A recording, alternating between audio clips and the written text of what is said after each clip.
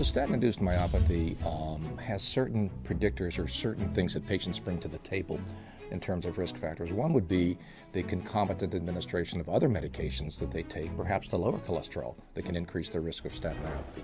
In addition, a high BMI, being overweight, obese. Also, patients who are hypothyroid, that is, have low thyroid function, can also have an increased risk of statin-induced myopathy. There are other less common factors associated with statin-induced myopathy, but the most important factors are really the other medications that patients are taking at the same time. Myopathy depends on how you define it. If you take the very broad sense of muscle-related complaints, as many as 10 to 20% of patients will have muscle aches and pains, for example. And then, on the more serious aspects of muscle-related problems, there is much less frequent involvement of muscle, such as severe rhabdomyolysis, which is associated with marked muscle weakness, as well as very high levels of muscle enzymes. The mechanisms of statin myopathy vary among patients. The most common one is the fact that statins affect cholesterol. Cholesterol is a part of the muscle membrane and therefore can cause a muscle membrane to become leaky, hence the elevation of the muscle enzymes. Another common cause is the fact that cholesterol-lowering agents impair energy metabolism and affect the mitochondria within the cell. Another mechanism is the fact that patients also exercise whenever they are given statin agents, hence exercise increasing muscle-related complaints. Physicians should know that statin-induced myopathy is common, but there is a broad spectrum of features. On the mild side are muscle aches and pains. On the severe side is severe muscle weakness that causes a lot of problems that need to be more rapidly treated. I want to make it completely clear. This video is not intended as any kind of medical advice. I myself am on a learning curve on the whole issue of high cholesterol. So I'm not giving medical advice. This is fair use for personal use. I had high cholesterol identified in 2013. And at that time, I was, just had an adrenalectomy for Cushing's. So I was in a healing mode. And um, when the doctors pressed me into taking a statin, I was very reluctant. I had already experienced a whole lot of muscle damage, and a statin causing muscle damage was just not worth the risk for me. Um, I didn't want to become completely crippled if it had my name on it. So that was my major concern. And in this first clip of the doctor talking about the muscle problems taking a statin, um, he mentions, well, he didn't use the words contraindicated for people taking steroids, but in 2013, I was making too much steroid or cortisol. So I find that very interesting. And he also mentions it can cause problems with people with low thyroid. So there's a couple indicators that statins really can affect your endocrine system. He gets into the CoQ10 involved in the mitochondria, and what that is all about, that is what supplies your energy for every cell of your body. So that's very important. I was, pestered in a way or encouraged to take statins over the years. And in 2017, it was higher than ever. And I expressed to my endocrinologist over about 2 month period that I was very glad my CRP had come down to a normal level, and I was relieved when he stated, statins are not for you. My concern with the CRP is that that could be a red flag for heart disease, plaquing of the arteries, that kind of thing. But what I didn't know at that time and since learned is CRP is very dynamic or changeable. It could go up when you're sick, come back to normal when you get well. And I also learned that cholesterol is very dynamic, and I'll get into that in a little bit.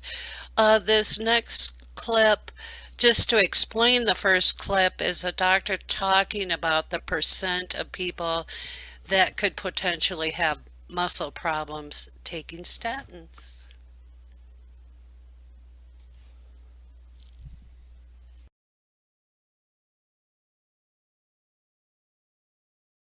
It is reported to be about 5% of patients taking statins might develop some symptoms that can be attributed to the statins. But I think the problem is that we don't really know how bad the problem is, because most clinical trials actually had this run-in period where they gave the medication to patients, and only those who came back were enrolled in the trial. So unfortunately, we don't really have good evidence.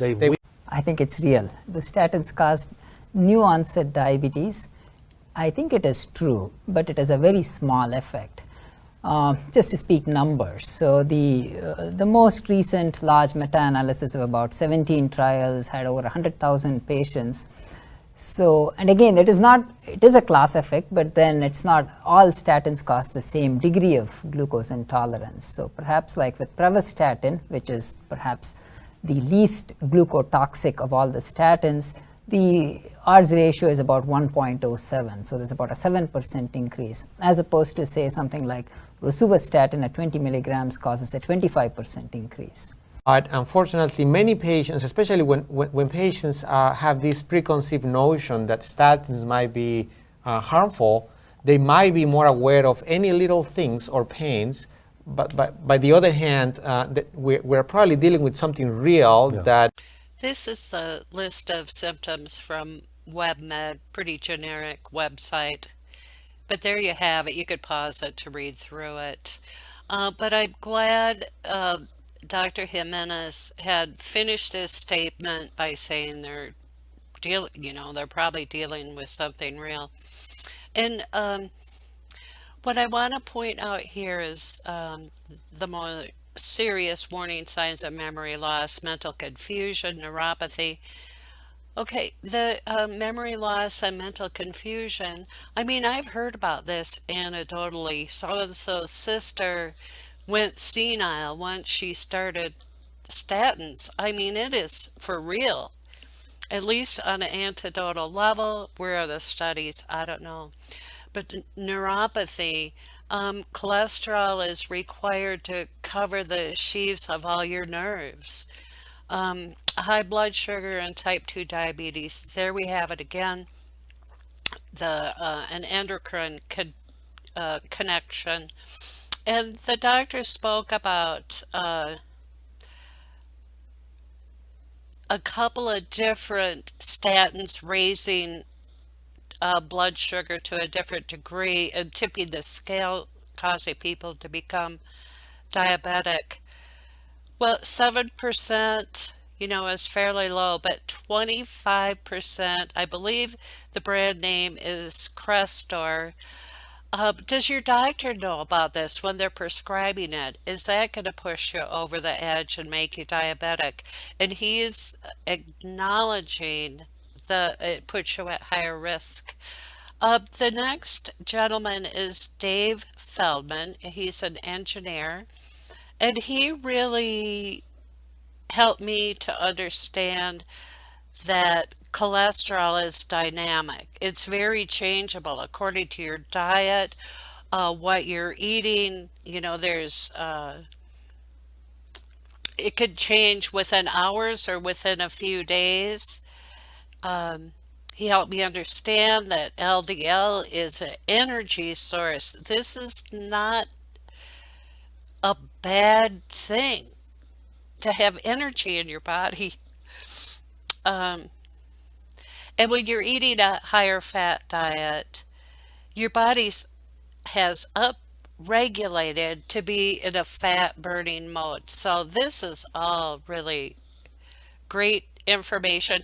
And most of the people on my video have a medical background. Dave Feldman, his backstory is he's an engineer, so he's very methodical in his thinking and doing. He went ketogenic, never felt better in his life, and turned up with really high cholesterol. So this is what sent him on his journey, and he has shared his information. It's a beautiful thing. Basically, the low-density lipoproteins carrying energy from food you just ate. And I like to call them the sprinters because they actually go away pretty quickly. Depending on who you read, they could go as long as a few hours, but generally they're gone in minutes. They very quickly drop off their triglycerides, become chylomicron remnants, and they go home. Where's home? The liver. The liver's the one that ultimately absorbs it. Now, the other kind are VLDLs. They come from the liver. Now, some of it is recirculated VLDLs from food you just ate, but generally speaking, if you're fasted, these are the ones you're going to find. And why is this so relevant? It's so relevant because if you take a cholesterol test, you're supposed to be fasted for how long? Yeah, 12 hours, right. So only low-density lipoproteins that are coming from storage are left over. Chylomicrons are gone, right? Therefore, it makes more sense than ever that when you're getting a cholesterol test, if I'm doing something like doing a multi-day fast, that's when my cholesterol is the highest because it's upregulating fat from storage. And guess what rides shares with fat from storage in low-density lipoproteins? Cholesterol. I'll be playing a number of clips from Dr. Nadir Ali. And I want you to know right up front, this guy is a cardiologist and he's no slouch, that's for sure. He does interventional cardiology. That would be like a cardiac cath lab. Cardiovascular disease, advanced heart failure, transplant cardiology, and adult congenital heart disease. So I'll let him do the talking. Much more credibility there. Study 700 patients followed for 10 years. And they looked at whether cholesterol predicted their mortality, their cancer death, and their infection. And what we found is that high cholesterol was defined as 300 or greater, 250 was middle cholesterol, and 200 was low cholesterol. The highest cholesterol group had the lowest overall mortality. The highest cholesterol group had the lowest overall cancer mortality. Old people die of infections, pneumonias. The least risk of infection was in the highest cholesterol group. Now, I told you that brain integrity is dependent on cholesterol rats for neurotransmission. Now, this is a Lothian birth cohort, kids born in 1936 in the town, followed in 2010 when they were 70 years of age. And the principal reason that they were being followed is to see whether cholesterol predicted cognitive function. This is what happened. 300 was high cholesterol, 250 was middle cholesterol, and 200 was low cholesterol. The highest cholesterol group had the lowest risks of hypertension, the lowest risks of stroke, the lowest risks of heart disease. What about cognitive function? The higher your cholesterol, the better your cognitive function. The general ability, your processing speed, your memory, your IQ, all dependent on high cholesterol. About 300 of these 1,000 patients were on statins. Did statin make a difference in their cognitive skills? And what we find is that the 300 people that were on statins, their cognitive skills was much lower compared to their cohort that were not on statins. So this is what the standard American diet is. Unfortunately, nobody in this audience eats it. It's got the trifecta of grains, added sugar, and plant oils. And what it does is that it causes insulin resistance and causes all the things that we have heard about. But the way I want to summarize is what is the optimal diet? Whether you believe the expensive tissue hypothesis or no, we all recognize that we have enormous energy, expensive brains. And the primary focus of our digestion is the small intestine, which is designed to absorb high-quality nutrients without processing them. And we have rudimentary fermentation capacity, as Zoe pointed out. In addition, we have an acid-based digestion. We have a monogastric stomach that makes acid. That's absolutely essential for protein digestion. And if we dilute that acid with fiber, or fiber binds with minerals, you're not going to absorb the protein. In addition, our pancreas, we are bestowed with a pretty bad pancreas because it cannot handle the glycemic load or the glycemic index, and that's why it dies so quickly. Now, I'm not going to go through this graph. I put it up for people to peruse it later, but here are my arguments as to why animal-sourced food, predominantly low-carb animal-sourced food, is better than whole food plant-based diet. Because if you're on a whole food plant-based diet, by design, you're going to eat a lot of fiber in order to reduce the glycemic index. And if you're going to do that, you're going to need a large amount of time in the day to eat it to supply your brain with calories. I would not be able to prepare this talk. You would not be able to socialize. And the practitioners of this, like Zoe pointed out, are going to spend a lot of time in the bathroom. So I want you to start eating like this. And when you start eating like this is what you're going to notice: a high HDL, low triglycerides, low insulin, and a higher LDL. So before we demonize LDL or cholesterol, we got to recognize that it's an evolutionary important molecule, important for life. Every cell in our body, the cell membrane, would not have the fluidity and integrity if it were not for cholesterol. On the right of the slide is the brain membrane, and the structure of the brain membrane is permitted to be the way it is, and neurotransmission happens because of cholesterol rafts that give the brain membrane the structural integrity that it needs. In fact, the cholesterol is so important for the brain that it does not delegate that responsibility to any other organ but itself. Now, I would not be able to stand here and give this presentation without the LDL cholesterol, which is much maligned, because that LDL cholesterol is supplying cholesterol to my adrenal cortex, giving me the stress hormone cortisol so that I can deal with the stress. The LDL molecule that cardiologists want to wipe from the face of the earth is giving cholesterol to the ovaries, making all women in here look beautiful, and testosterone to men, making us look handsome. Now, bile acids are absolutely essential for absorbing fat-soluble vitamins, for absorbing fats, and they are cholesterol byproducts. And cholesterol is not a metabolic fuel. We cannot use it for energy. So bile acids constitute the way in which we eliminate cholesterol in our gut. Vitamin D is a cholesterol product. Now, both cholesterol and triglycerides are fat, and they don't dissolve in blood because blood is watery. So our body has created an ingenious system to carry this cholesterol, as other speakers have mentioned. There's an outer cover of phospholipids that makes the molecule dissolvable in water, and the cargo is cholesterol with an identifying protein that is shown out there. Now, on the right side of the slides, I have shown many beneficial functions of LDL cholesterol, and I would not be able to get into them, but people watching this later can pause and peruse them. So I wanted to find out why LDL goes up, and this paper gave me a big insight. Now, this paper is in 7 people who fasted for 7 days, and what was found is that fasting increased their LDL cholesterol. Now, you would think that fasting is beneficial.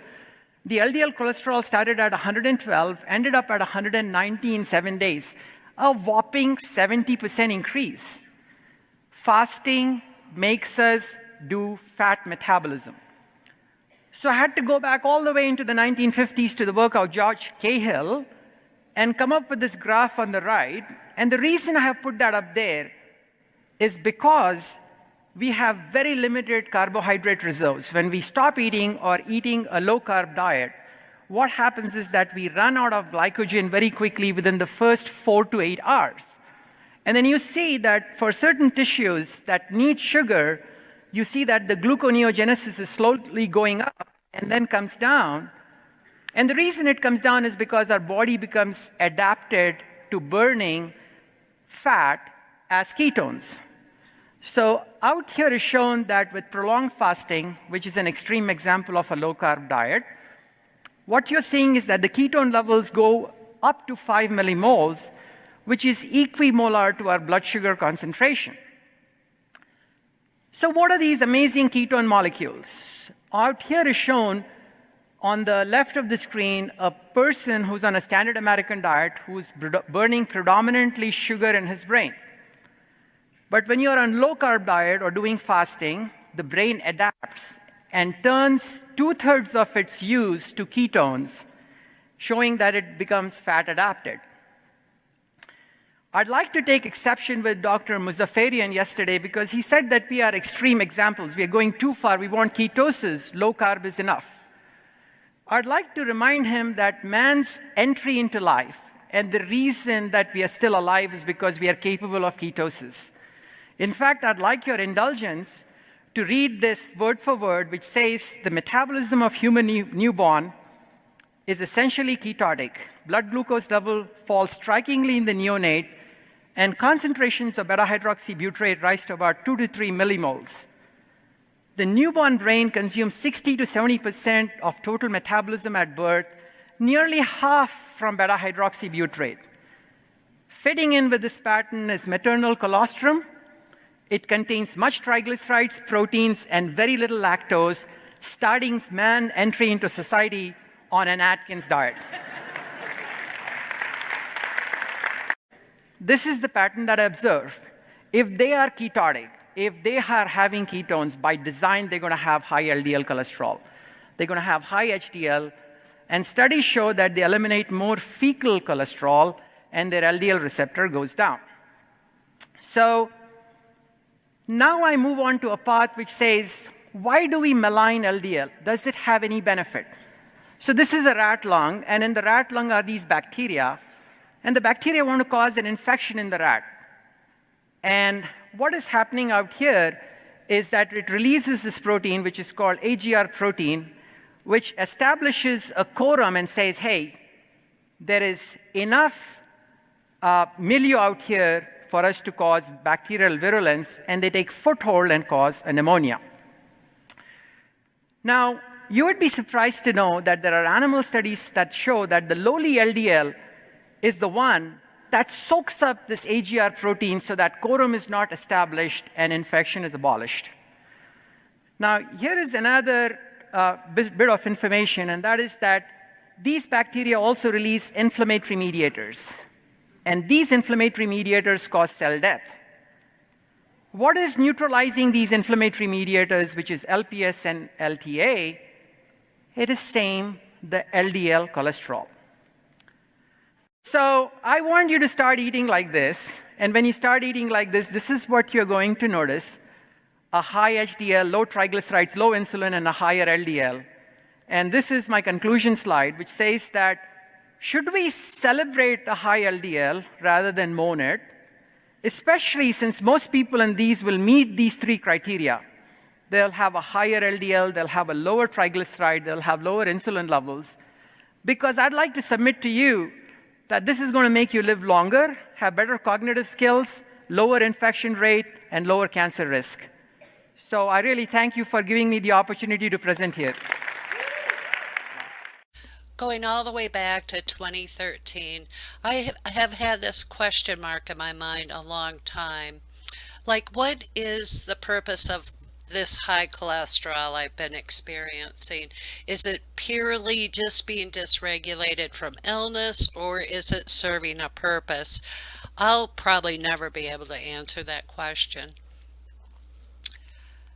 But in the process, even going back to 2013, I had read, don't have your cholesterol checked within so many weeks of surgery. And I presumed to think that your cholesterol would go up, but I since learned it actually comes down. And so is a raised cholesterol upregulated to help you heal? It sure looks that way. So here we have the demonized LDL with all its function. Energy, antioxidants, CoQ10, fat-soluble vitamins, A, vitamin D, E. It neutralizes pathogens, helps prevent cancer, cell repair. Now that's a biggie for me. I've been in need of a lot of cell repair. Has that upregulated? Am I pumping out more LDL to help repair damage? Neurotransmitters and steroid production. These are vital to any kind of healthy life. So I am breathing easier having this high cholesterol. I'm not going to go over too much of this. You could pause it and read through it. But I'll just bring up a couple things. The volume of food. Number one, I could not possibly eat enough vegetables to get all the nutrients I could get from a meat-based diet. I mean, I couldn't stuff myself to get it. And also the glycemic load, like potatoes, bananas, they're forbidden. They spike my sugar. I'm not going there. So I don't have to worry about any of that when I could get, say, for instance, my potassium from a nice piece of meat. What I find interesting when you cruise the internet, you find, like say you're going to look up high potassium foods, it's all a list of vegetables. They are, I don't know why, but omitting the high content of potassium in beef, for example. I don't get it. I mean, you have to look up meat specifically to get that information. Okay, one other thought I want to make before I finish off this video is that this all appears to be much like the American Diabetes Association. They took over 20 years to get on board that a low-carb, very low-carb diet is very beneficial for diabetes. Their website hasn't changed. I don't know how long it'll take to get boots on the ground information for dietitians, nutritionists, doctors' offices. But it's this whole high cholesterol issue smells bad like the diabetes issue. The information is coming out slowly, but it's really been at the expense of certain people that really stuck their neck out that I'm very, very thankful for. And you'll hear their stories here in a second.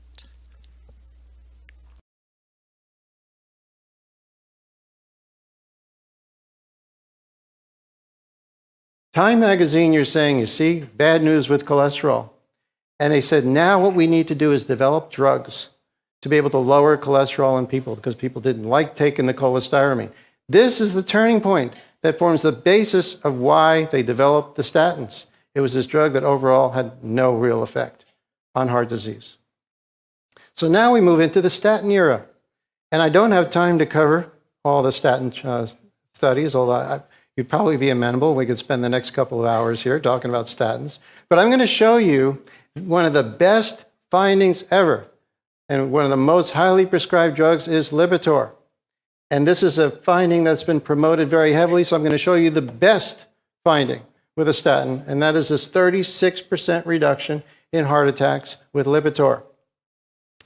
And so let's look at that study. And here again, I want to confirm for you, this is how this is presented to physicians in the world. A 36% reduction in fatal heart attacks and non-fatal heart attacks. So what did the data actually look like in the study? Remarkably similar to the cholestyramine study. This is actually what the data looked like. And you see those asterisks? Those are statistically significant differences between the groups. And here what we have is on the left, this is the 36%, the absence of fatal and non-fatal heart attacks. Right there, that is a 36% reduction as a result of drug treatment. Where is the 36%? It's right there at the beginning. Now, how do they do that? So again, you start with the real data. 98.1% of the people on Lipitor did not die of a heart attack. 97% of the people on placebo did not have a heart attack or die. So this study is very straightforward. If your cholesterol is high and you go to the doctor and you say, I think I'll just take a placebo, thank you. And you can tell the doctor, I have a 97% chance of not having a heart attack if I take that pretty good drug called the placebo. But the way you calculate the 36% is to take that difference, which is 1.1%. And how do you take the 1.1% and turn it into 36%? It's the same game that was played in 1984. But let's look closely at this ad. It's right there. The 1.1% is actually in that ad in blue font on a blue background. And it says it right here. The difference is 3% death in the sugar pill, 2% in those taking Lipitor. Clearly, the lawyers must have gotten that little blue font in there because they had to show you all the data. So you've got 36% and you've got 1% in the same ad from the same data. So how do they do that? Well, you take the 1.1%, that's the difference between the groups, and you divide it by 3%. That's the rate in the placebo. That amplifies the 1.1% and turns it into 36%. Then you are legally allowed to put in the ad that you've reduced heart attacks by 36%. But the actual effect, as you can see, is right there. That is a 36% reduction in heart attacks with Lipitor. That is what the wonder drug does. It actually changes the rate of heart attacks by 1% compared to placebo.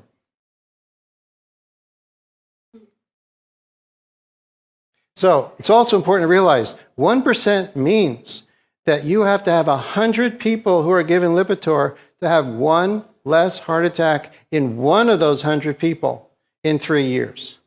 So when you take that Lipitor, you know, it's a line from the movie, do you feel lucky? Okay. Are you the one person that will have one less heart attack in 3 years? That's what this study really showed. And so how about if the ad actually has the real data? And it says Lipitor reduces the risk by 1%. Would you be as interested in taking the Lipitor? We don't really know how bad the problem is because most clinical trials actually had this run-in period where they gave the medication to patients and only those who came back were enrolled in the trial. So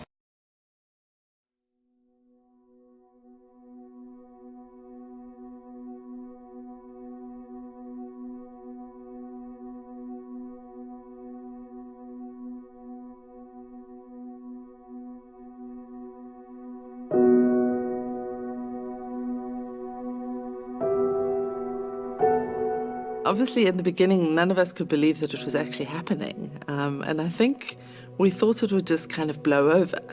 But 4 years later, there we were, still sitting around the same boardroom.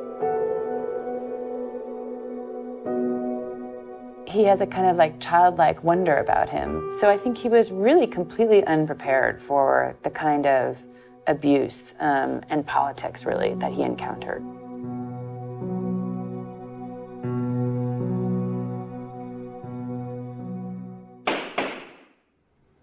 I forget exactly the day. I think it was February the 5th of 2014. I tweeted in response to a request about infant feeding.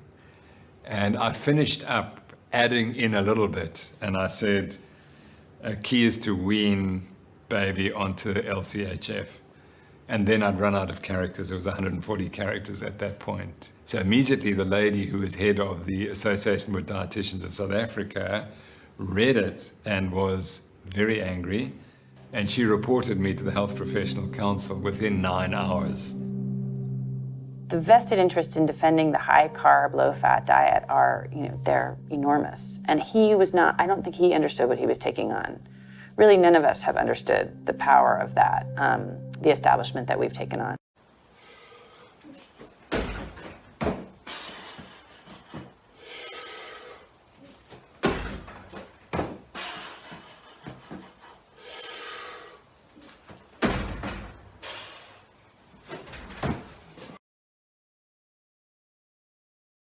Went to medical school, graduated, basically near the top of my, basically with honors, top of my class, right at the top of my class, got into orthopedics, which is very competitive, did very well in residency, then went in the military, and, went overseas, did lots of just really tough, war trauma, trained with some of the most challenging cases you can possibly imagine as an orthopedic surgeon, spent a few more years in the military taking care of, our U.S. military members, came back, went into private practice after having worked at a number of other hospitals while I was in the military. I worked at about 10 other hospitals, and during that entire time, I never even had so much as a patient complaint. Over all those years, my career was generally pretty much unblemished. Then I was basically offered a position as a head of this small group, which I agreed to take. And then I just built the group up from a very small, underperforming practice into a really sort of a powerful group that was seeing lots of patients and generating just lots and lots of money for a hospital. We were generating, tens of millions of dollars a year for the hospital. The hospital's very happy. Unfortunately, our rival competitors across town were not particularly happy about that. And so they, on many occasions, did what they could to try to undermine our group. They tried to recruit me and some of my other partners away from the group. I refused. I stayed loyal to the hospital. My partners eventually left as they felt they could make more money there. However, I stuck with the hospital and I continued to grow the group and continued to be a thorn in the side of the competitors until I had my own health sort of change. And, I started to, treat my own health with diet, and then I started to apply that to my patients. And I noted that, not surprising me, but I really started noticing a lot of improvement in patients just by changing their diet. And when you read in the orthopedic literature, there's very, very little, almost no reference to diet. If you treat somebody non-operatively, it's usually an anti-inflammatory drug, physical therapy, rest, ice, maybe some injections, and then if all those things fail, you start pursuing surgical outcomes. But diet is almost completely ignored in orthopedics, as it is in most specialties. There's only a few fields where diet is even addressed in all of medicine, and that's a shame because I think so much of healthcare is dependent upon diet, but we just don't have, as physicians, we're not trained in that, and it's not promoted because it doesn't generate money. So as I began to do this more and more, I started to, question and read literature about why a lot of the diseases I'm seeing are not being treated with diet, and I discovered that, there's so much to support that dietary management, a role of diet as a first line for many of the things, including arthritis and tendonitis, and a lot of these things that I was treating every day, and patients could have probably avoided all the treatment and all the surgery had they just changed their diet. Even fractures, a lot of the fragility fractures, I think, probably ultimately result from poor diet, and even some of the trauma, I think some of the weak tissues that we see are also a result of diet, so probably some of the injuries could be avoided with diet. So anyway, with that in mind, I really started asking the administration that I really would like to sort of step away from all the just, turning the wheel of doing surgery constantly, which I was very good at. I was a very efficient and, very, very high volume surgeon. And they repeatedly said no, and I went up to the employee wellness people and I tried to influence them because they were basically, hashing out the same old fruits and vegetables and whole grain stuff, and I disagreed with, and I was largely rebuffed by those folks. We had a bariatric program that was starting, and they were supposed to have a non-operative portion of that, but they never started that. They only did the operative portion, and I knew the surgeon was a good guy. He's actually a friend of mine, but I said I would be willing to be the non-operative director, but again, I was turned down from that. And so basically, as a surgeon, I was just required to keep seeing more and more patients, and I did just because I wanted to help as many people as possible, but it really limited my time. You end up seeing patients for 6, 7, 8 minutes, and that's all you get. And I really wanted to spend more time discussing diet and exercise, so I printed out all these handouts and books for them to read and videos, and you guys all know the stuff, the Keto Clarity and Gary Taubes' stuff, and videos from guys like Butterbob Briggs. At that time, I was doing ketogenic stuff, and I hadn't discovered carnivore yet, but still. So I was taking 20, 25 minutes at a time with my patients, and it was really frustrating the administrative people because they were used to me seeing people in 8 minutes, and my poor nurse was constantly running off copies of all this dietary handouts I was handing out. So, at some point, they didn't like the fact that they were going to lose revenue for me, and because I was ahead of the group and I had a good reputation, everybody that knew me really knew I was a good guy.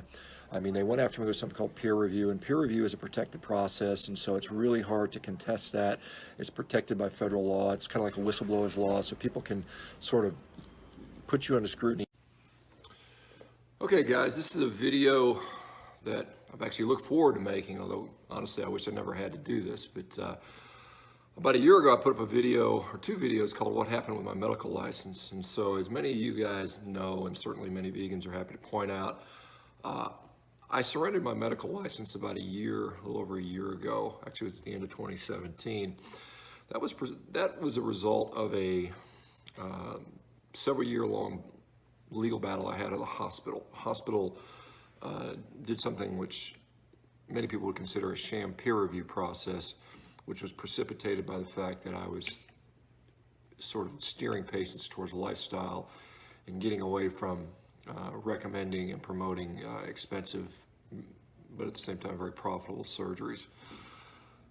You know, my unwillingness to stop that, you know, resulted in this peer review process where they pulled several cases from many years back and, you know, proceeded to use those as a way to get rid of me, as I was the head of the surgical group. I had an excellent record. I had a very clean malpractice record. You know, and I was well liked by everybody, including the patients and the staff that work with me, but I wasn't going to be, you know, the profit, you know, making machine that I had been. And I don't think that was something they wanted to continue with. So at the end of that long process, the state board gave me an option. They said, you can continue to fight this, you know, with a hearing, but we wouldn't be able to schedule it for at least a year. And it's likely going to cost lots of money, likely in the neighborhood of hundreds of thousands of dollars. And knowing as the outcome to that would be uncertain, particularly with the hospital knowing that they're very powerful and were willing to do things which I thought were quite unethical in my view, I didn't feel I could win in that venue.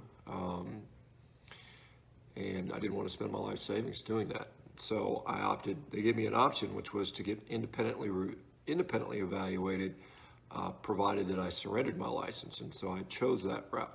And so at the latter part of 2017, I went up to a place in Denver that basically does these independent reviews, and they reviewed me. I spent quite a time doing it. It took about 4 or 5 months to generate the report. The report was finally generated this past spring. That report said I was completely competent to return to practice. The state board then got that a little while later, and then they invited me to reapply for my license. And so that process has taken a little over 6 months. Licensing just takes a long time. The administrative wheels turn.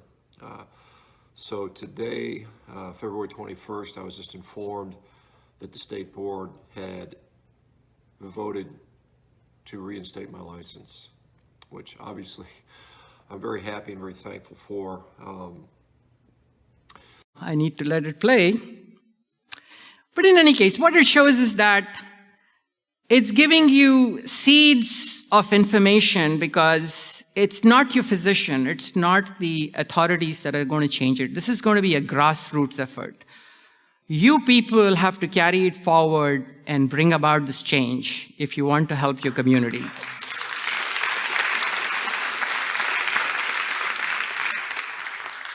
Real quickly, education, medical school education needs to change. We need to have people like Dave Feldman and Siobhan talk about lipoprotein metabolism to them.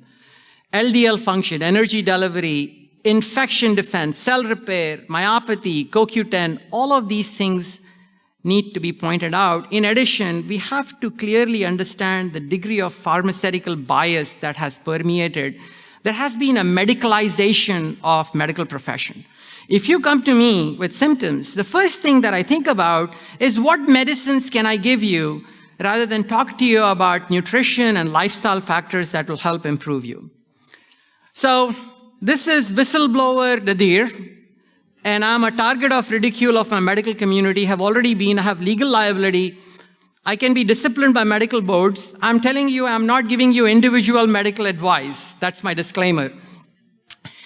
And there is skepticism from medical colleagues, and I am in all honesty, a deep throat, if you understand what that means.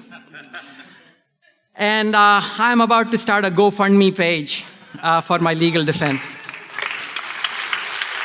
Thank you.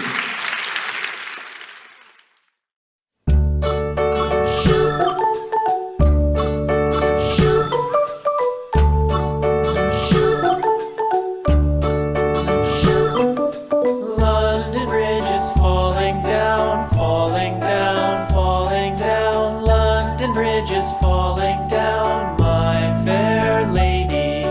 Build it up with sticks and stones, sticks and stones, sticks and stones. Build it up with sticks and stones, my fair lady.